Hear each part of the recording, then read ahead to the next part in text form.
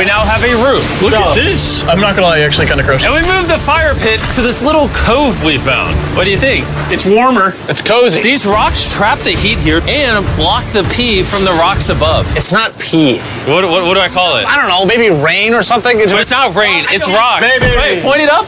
Do you see clouds? No, you see rocks. It's not rain. Rock pee. Rock pee. Rock pee, fine. All right, it's rock pee. And after a much drier night of sleep, we decided to have Joel, our survival expert, help us get all the way to the end of the cave.